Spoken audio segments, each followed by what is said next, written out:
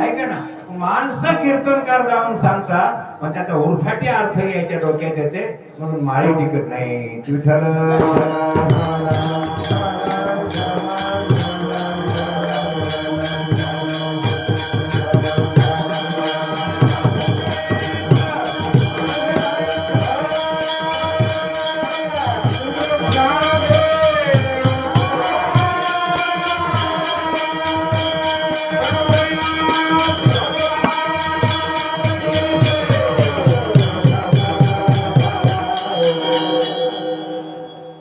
खरं सांगू बाबा, खूप तुमच्या दर्शनाला मी अंतरावर आलो महाराज. आणि खर तर मी तुमच्या रक्तमासाचा असल्यामुळे तुमचा कळवळा पण आला माझा महाराज, कळवळा आला.